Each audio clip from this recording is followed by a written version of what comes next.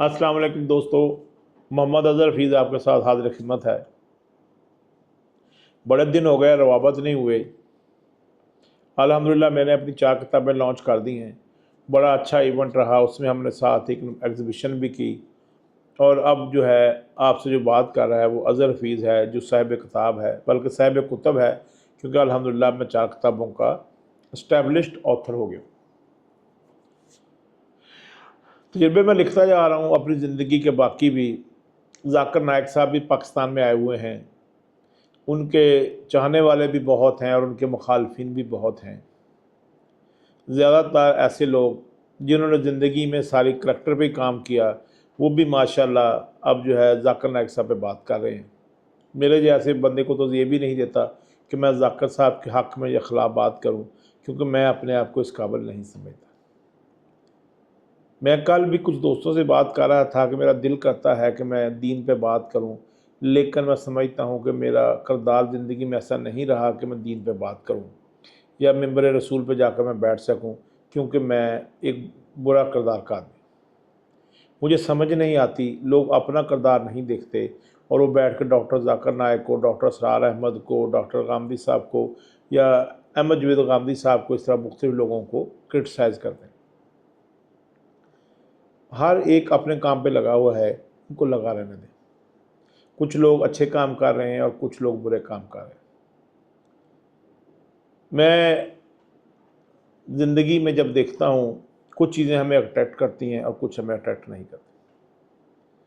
मैं ये समझता हूँ कि यूनिवर्सिटीज़ के अंदर बच्चों को सादा लिबास में आना चाहिए। जो पर्दा करना चाहते हैं वो पर्दा करें, जो नहीं करना चाहते उनकी अपनी मर्ज़ी है।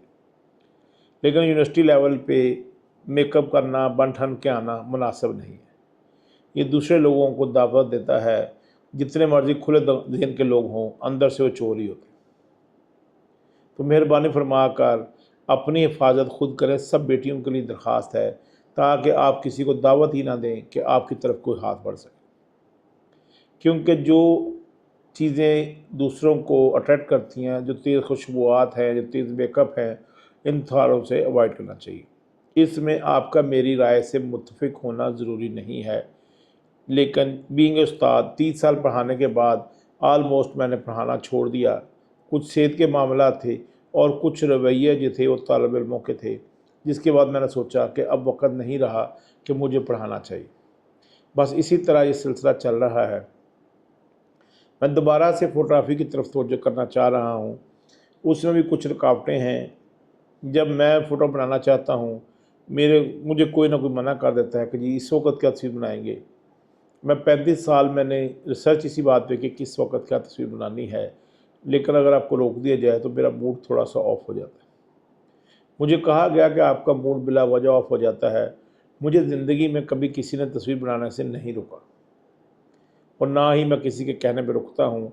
अब शायद मैं अपने कुछ रिश्तों को जो है अहमियत देने के लिए रुक जाता हूँ, लेकिन उससे मैं इतना परेशान हो जाता हूँ कि मेरे लिए मुश्किल हो जाती है।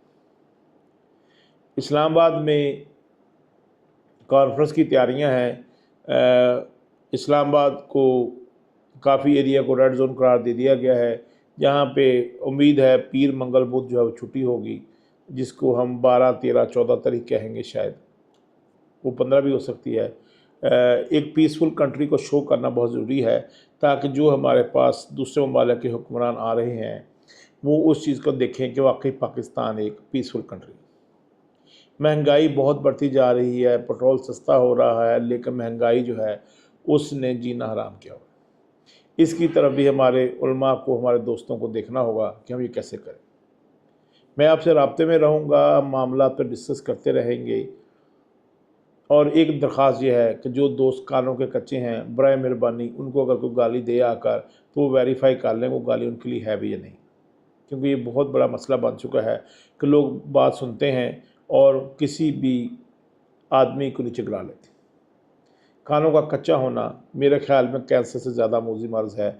इसका इलाज यही है कि आप अल्लाह ताला पे यकीन रखें, और नबी का हुक्म है कि अच्छा गुमान भी इबादत है और बुरा गुमान जो है वो गुनाह में शामिल होता है। तो इसलिए मेहरबानी फरमा कर जो भी गुमान करें उसको अच्छा ही करें, ताकि वो आपकी अच्छाई में लिखा जा सके। अस्सलाम वालेकुम।